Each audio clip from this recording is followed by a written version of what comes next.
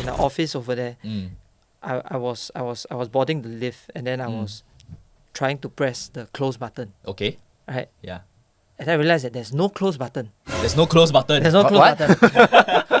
Guys, in Spain, you don't close the lid. There's no close button for the lid. So I asked my colleague who came in, right? Like, Yeah. "Hey, why isn't there a close button?" He's Yeah. like, Just wait. why are you in a rush to close the lift? The only button you need is to press open in case someone wants to enter the lift, right?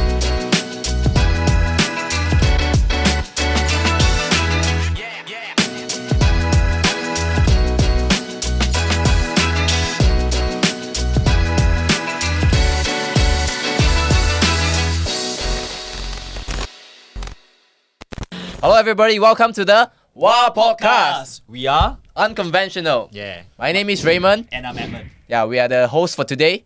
So in this podcast, we talk about any topics that's between the forward-looking leaders and the younger age workforce. We cover topics from work culture to leaderships, all the way to any long issues like disengagement and quiet quitting. Quiet quitting. Yep. Yep. So today we have our guest, Mr. Sean Bai. Yay. Yay.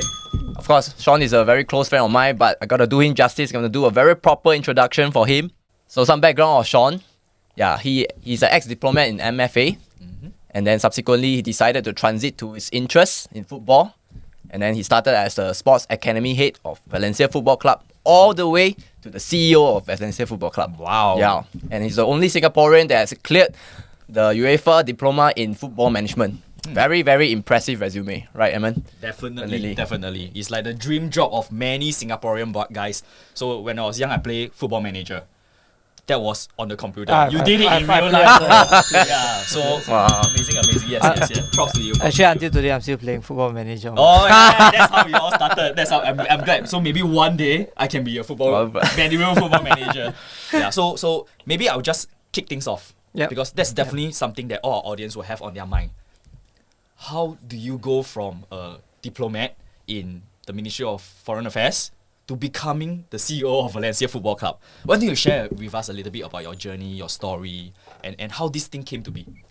So actually, it boils down to one single thing, which is luck, right? Because I was in the ministry for 7 years. I just came back from Taipei, from my posting in Taipei, and then I was taking sabbatical for 3 months. And I was looking around just to see whether there were any other industries that I could be interested in, right? During the sabbatical, and then Also, you already had a mind to switch industry out of the role that you were I okay. mean, at that point I was about 33, so I thought it would be a good time to look around and find certain new challenges to test myself out at that stage, right? Because as you know, when you get older, you are not sure whether you have the energy anymore as well. I thought, so it's you a should time. do it at that point of time. Yeah. All right, Yeah. good Yeah, advice. So I was looking around and I actually got in touch with my ex-boss, ex-mentor in the ministry, who was at the moment the president in Valencia. And then that's the link, all right? Yeah, but when I spoke to him, it was more like as my ex-boss, what do you think is a good industry that I could test myself in? Okay. So to get some advice on it, and at the moment, it so happens that he was looking for someone, and then we worked very well together. So things just kind of moved on very quickly from there. Okay. And so like I said, it's a matter of luck as well. I never knew this will be possible, but when it happens, of course the biggest takeaway from that moment was when the moment or the opportunity presents itself, then you really have to grab it, you really have to dive into it, right? There's no time. It doesn't wait for you. Okay. So were you like super excited? Oh, of course. Yeah. I couldn't really Because I know sleep. that you love football all this while. Yeah, and before it was really confirmed, the worst thing was knowing that it's possible, yet not being able to talk about it, right?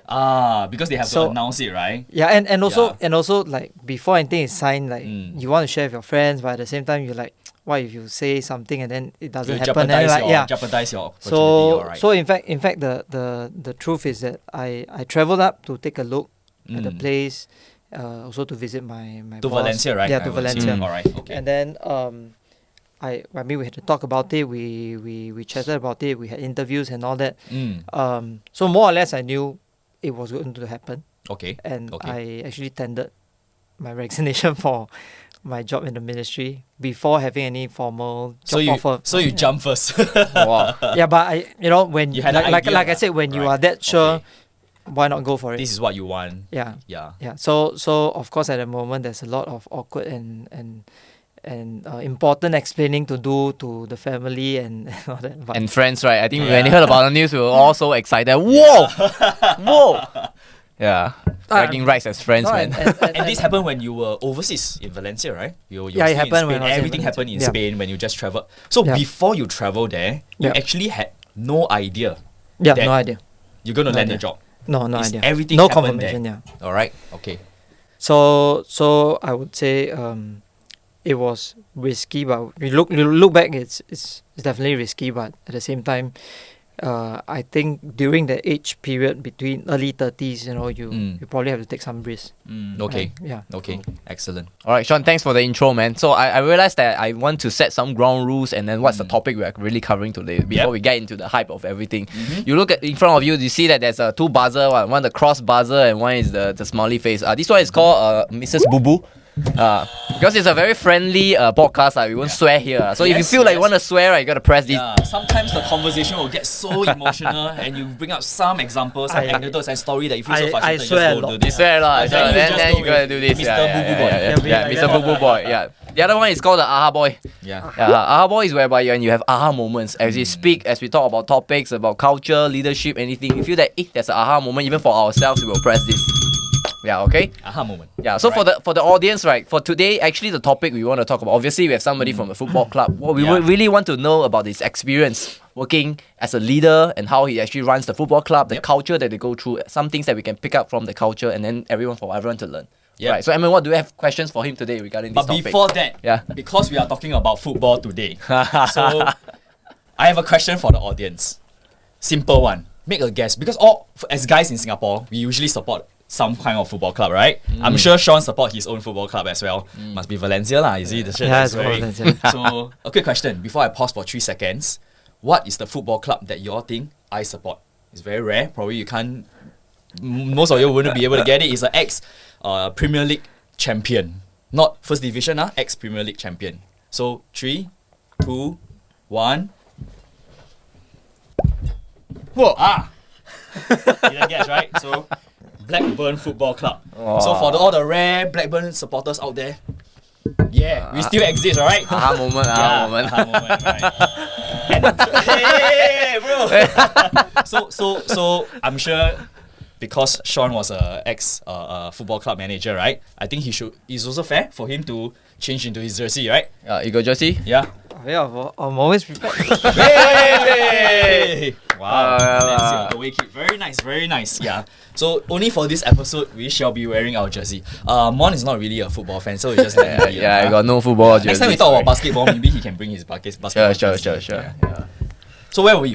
Oh yeah. So football. So why the transition all the way from a diplomat to football? So what triggered that thought? Or is it just because of interest? Is it just because of time and space? Or is it a challenge that you wanted to challenge yourself? The truth is actually there was a lot of uncertainty because there are not many Singaporeans who are in the football industry. There's no one that you can talk to find out what is it about, what does it entail, true. right? In fact, I understand that there were only 2 Singaporeans who ever led a football club before. So we are looking at one of them now, Sean. The other one will be his boss.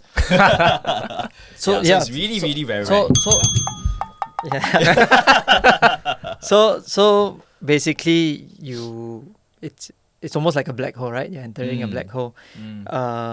But when for us, like as you mentioned earlier, for us growing up in Singapore, watching football so much every weekend, playing Football Manager, knowing all the players better than we know other local people, right? So it's a dream, and you have to go for it. So go for it.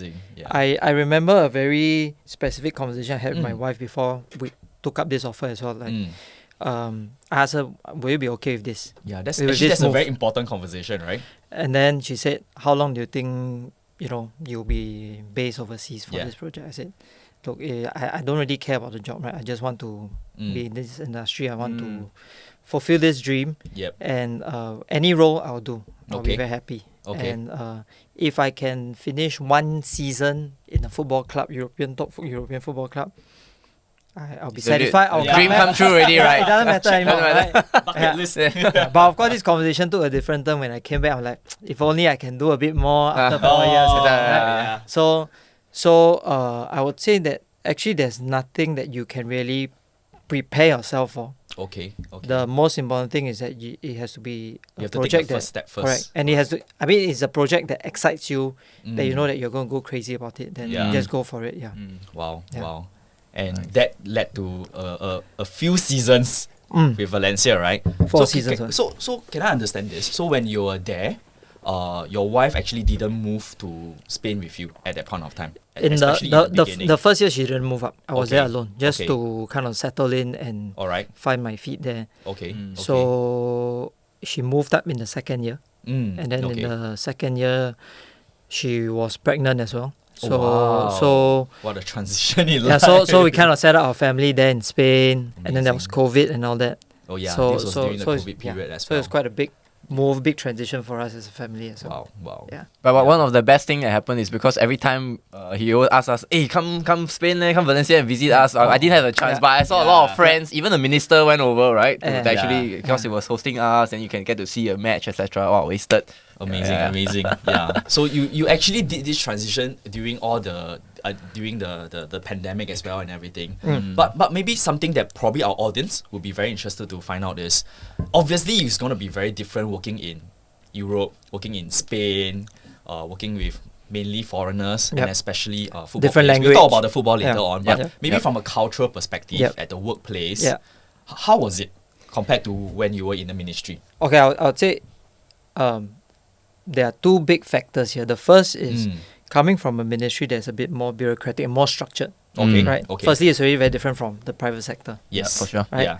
So and then the football club Mm. in the private sector is already It's also not very a typical unique, company yeah, as well. for sure. Right? Yep. And then the second thing is moving from Singapore to Europe and specifically Spain Mm. is not a very easy transition as well. Why so? Why so? Because Yeah. firstly you have the language barrier. Mm. right? Oh, yes. Yeah. And secondly you have a cultural difference between Okay. Europe, Spain and Singapore. Mm. Right? And then thirdly, in Singapore we are very used to actually believing that we are quite international. But the reality is We are not.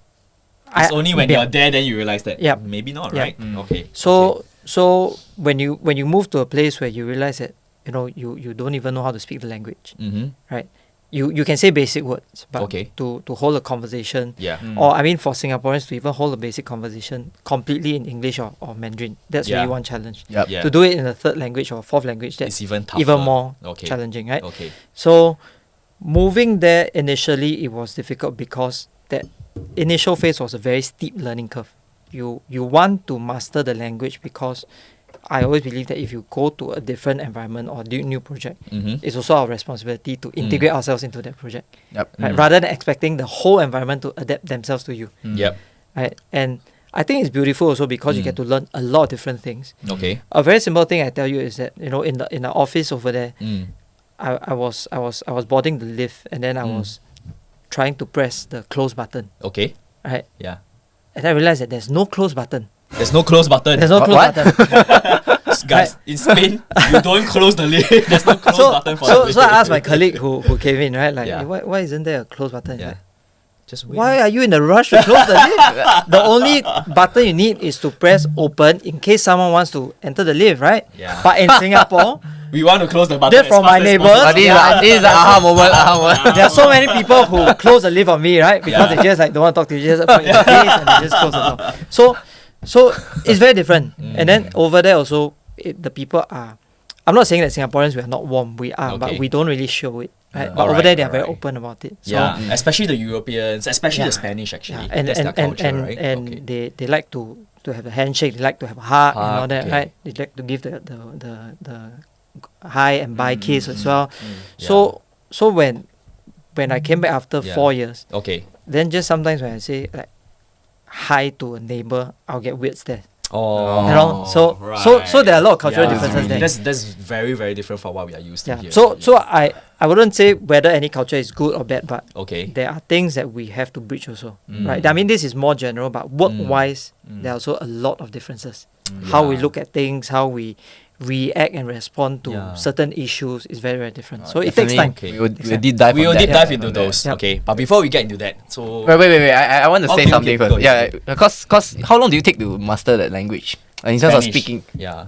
I took about 3 to 4 months to basically have basic conversations, right? Okay.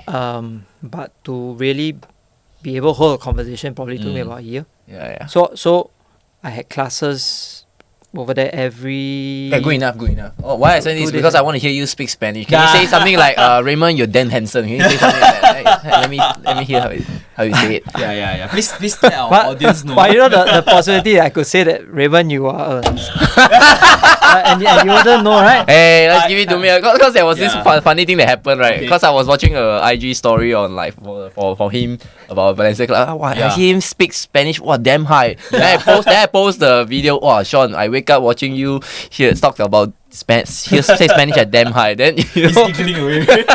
maybe say what happened. Because So what's the background of this story? he sent me the message, right? And then Yeah. when I saw the message, like, Mon, actually it was quite a serious message about an ex-legend who passed away. So but he was saying that he was getting so emotional and high for him. So yeah.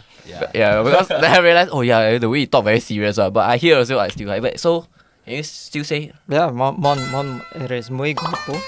Pero para mí es una mentira.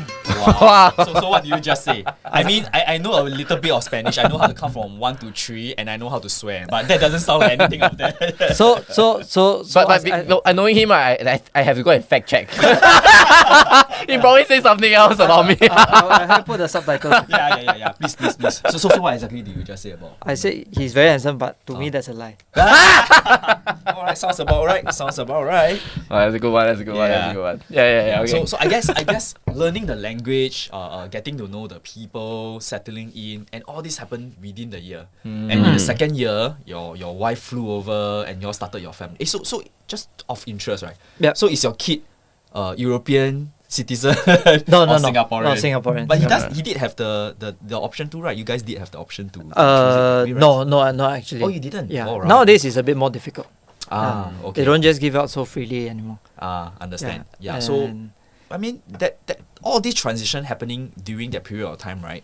So other than learning the language, trying to understand the people over there, were there anything maybe interesting that struck you between the way you work in the workplace as compared to how you work in MFA previously, or Yep. even your experience in Singapore?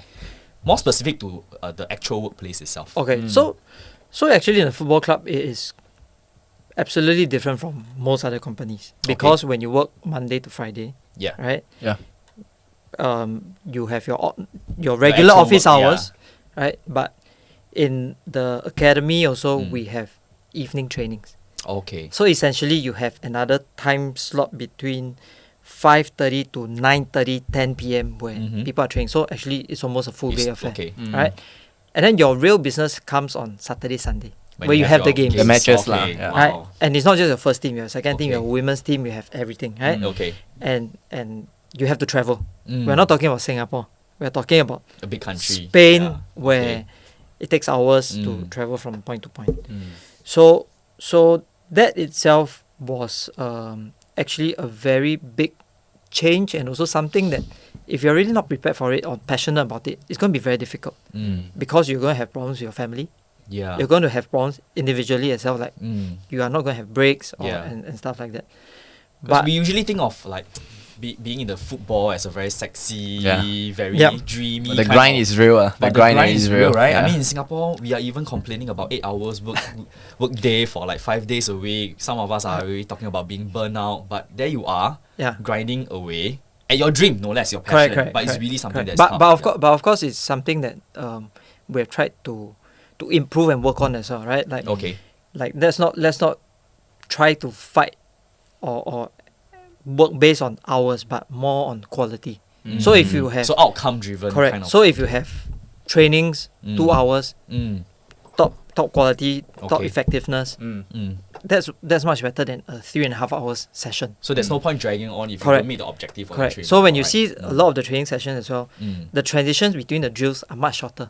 Okay. Rather than people just dilly-dallying, moving from one spot to another spot. Okay. Let's just go, finish, Pump. and then you can move on. Okay. We all play sports previously. Correct. So we Yeah, all yeah, know, yeah. Yeah, so imagine if you have a morning session, you finish earlier, you Okay. can go for your lunch, spend time with your family and stuff like that. Okay. Before you come back for evening, at least Mm.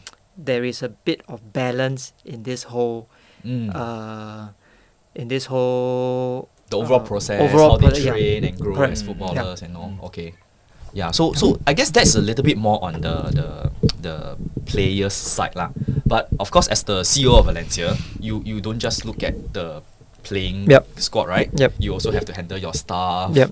and everything. So what were some of the experience in terms of going into a Spanish football working environment?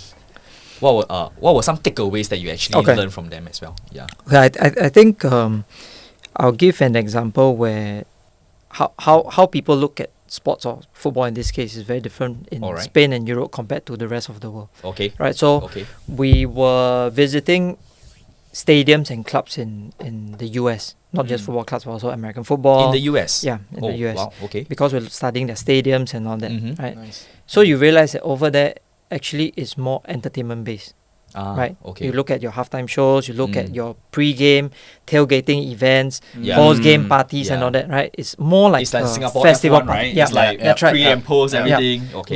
But in Europe, football especially becomes a religion. Mm. Okay, it's much more sacred. Mm. So your stadium is almost like your temple. They call it the temple, Ah, right? When okay. you go, so it's almost like a ritual every week where Every weekend you. when I go with my family, Yeah. it's a tradition, family tradition. I go Okay, with my parents, I okay. go with my So they'll grandparents. hold out the banners, We'll go- burn those, right? Red color bright the stuff. flags and all that, right? So it's a religion. So Okay. it is almost the biggest part and institutional identity in the community as well. Okay. So that's why you Wow. see some people say, "Oh, the Mm. European fans are crazy." And Mm. it's because it's a religion to them, Yeah. right? So imagine you're working in a company, and your consumers Mm. or your customers look at you or your product Yeah. almost like a religion to them, Wow. Okay. right? So the expectation and the relationship is very, very different. Mm. It's no longer Mm. transactional. Okay. It cannot be transactional. Well, this Okay. aha moment. Yeah. aha Yeah. moment. Right. For sure. Yeah. For sure. I mean, it's all of you Yeah. when in sports as well. Yeah, It's no yeah. longer I come in, Mm. I do X amount, Mm. I produce Y amount, Mm. and I expect Z amount of revenue, and that's it. All right. Mm. All Right. right. It's much more different. And Okay. in football or sports, as you all know, you can put in the best players, right? It doesn't guarantee you Yes. results. Right? Yes. You cannot control that part. Mm. So that is the most uncertain. Well, it sounds like if you do something wrong, you'll get boycott or something like that. Right? Like it's Yeah, that no, dangerous. because- Going against The their religion, right? Yeah, because it's very emotional. You see, week by week you go in, you win, Mm. you leave feeling so happy and all that. Okay. You have a Yeah. good week ahead. Yeah. Right? You go in, you have a very ugly game, you lose, and then Mm. after you start the week on a bad note on Monday, Mm, right? I see. So Yeah. so that is I guess a very specific characteristic of the football industry and also in In Europe. particularly in the European side, Yeah. lah. Yeah. Okay, because you did mention that you even compare this to the US sports. How about to Singapore? How are we different in terms of our sporting, the view of sports and everything? I don't know what if whatever I say will get me in trouble. But You don't. Just go okay, ahead. but Yeah. I personally think that actually a lot of us are in love with sports, right? We Yeah. watch a crazy amount Yep. of Yeah. sports. that Yeah, one, yeah. yes. Is that right? I mean, Yeah, And- can and- resonate, can and- the resonate. amount of Yeah. content, yeah. Yeah. Any category, right? Yes. Yeah. So Yeah. even you talk about up until MMA, it's Yeah. popular, it's big in Singapore. Yeah. Yeah, true. Right. Your MMA, we have your MBAs. Actually, And- a lot of American sports are really global. Yeah. Precisely. So European football Precisely. is really global product. So the problem is, I think all of us are actually hoping to see successful sporting stories coming out from Singapore. yeah. Mm. Right? I remember Yes. when Joseph Schooling Oh won yeah, his yeah. Olympic We were medal, so right? Proud Yeah, when yeah. you won the gold medal. Yeah. And it wasn't just about him winning, but him beating the other giants Yes. in swimming, Yeah. right? And his childhood idols and all that. Yeah. So we're actually looking for that. I remember even further back when we talk about table tennis as well, right? Mm. So we do want to see a lot more in sports in Singapore, but Yeah. I think we don't really know how we want to get there. Yeah. Because this is the part which I think might be interesting to talk more about is that in Europe and in US they have very clear and strong identity in their sports industry, Okay. right? But in Singapore now, we are a mishmash of a lot of different sporting identities around the world because we're consuming so much Okay. different sports, different teams Okay. that we actually don't really know what we want, or we don't have something that's very clear. What is Singapore? So you're trying to say that there's no like Singapore sporting identity. Correct. What we are trying Correct. to do, where do we find ourselves Correct. in this area? Okay. Correct. So I give an example. Okay. In Spain, we work a lot with the young footballers since Yeah. 4 to 5 years old and all that. Valencia has a great academy. Yeah, That's why. yeah. So they were recently ranked the 6th best academy in Europe. Wow. Yeah, so- wow. Led by you, right? Wow. Wow, this one, I give you credit. I give you Yeah. credit. I give you credit. Give you credit. Thanks. So we work a lot with all these young footballers, and you realize that the difference is the culture. When I talk about the culture and identity, it's not just about the footballers themselves. It's Okay. the parents as well. Okay. Oh. Okay. Right. The parents bringing the kids as Yeah. young as 4 to 5 years old to clubs to train, weekends to play games and all that. So there's a very clear expectation of what they want to do and how they should be going about Bro, doing my it. boy is 6 years old. Can you all take him in? NS, serve NS. So, the coaches themselves over there, they go through a very rigorous and strong development program. Okay. So the coaches teach a very clear Spanish style football. Okay. There's a Right. certain identity Correct. to the football that they play. So right? so regardless of which club you came from or which academy you came from, eventually you come together. You understand there is a common language there. You're Okay. playing a very specific Okay. style of football. Okay. We don't want to go into details, but when you look historically as well, I will tell you in the 90s when there was a coach Arrigo Sacchi who went to Italy, Yeah. he tried to introduce a very different style of football to Italy. It's a very good football. Okay. But and it- Enrico Sacchi is He Spanish football. Italian football. yeah. Oh, football So manager, so right? so Okay. he's a very famous, very successful coach. He was coach for Milan also. Yeah. So the difference is with that style of football, but it wasn't coherent with what the Italian public wanted. So it didn't take off.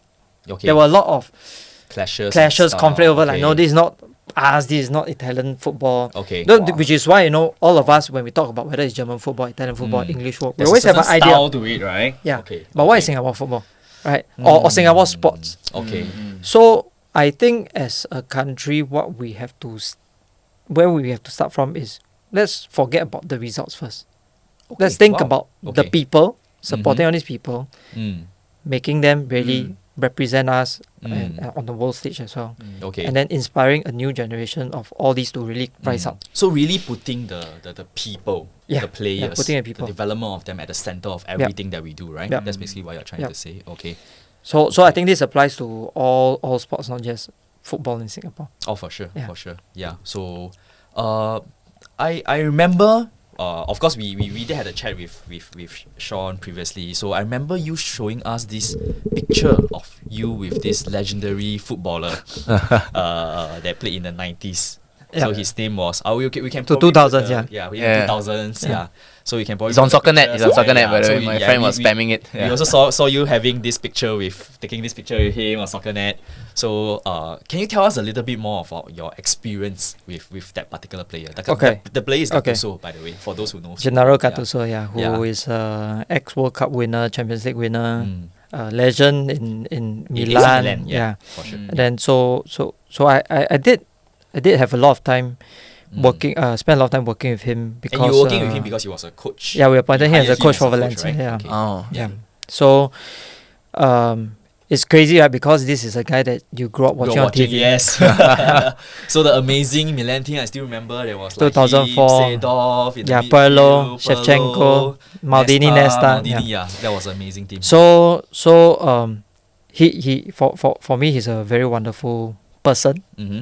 but also very amazing as a coach because for a lot of players who transition into being coaches, Yeah. actually they might not necessarily receive the proper training and development. To be to be a very good player is very different from the skill sets and the temperament Of that course. you need to be a very Of good course. coach, right? Of course. It's the same as like a very good student in your school today does the best in PSLE, might not Doesn't mean necessarily that be he's a good very teacher, right? Yes, yeah. So, but my interactions with him, I can see that he's a very clear and very strategic and very determined player, but also as a coach and manager.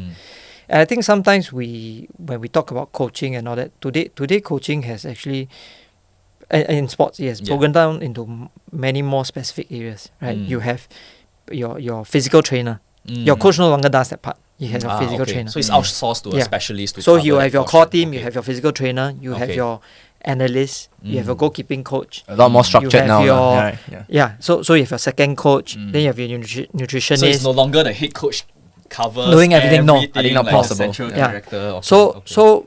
what it boils down to is your head coach actually does a lot of management of your team, Okay. right? A lot of So you're talking about the tactical side of things or the people side of tactical, things? of course. Like he has a bigger say in the style of play. Okay. Right. Okay. So this is something that he always tells me, Sean, we Okay. need to have style, which Okay. I mean in his language, style actually to us, I think that more accurate word would be like identity. Identity. Right? Yes. Yeah. A style of play and Yeah. and identity. Mm.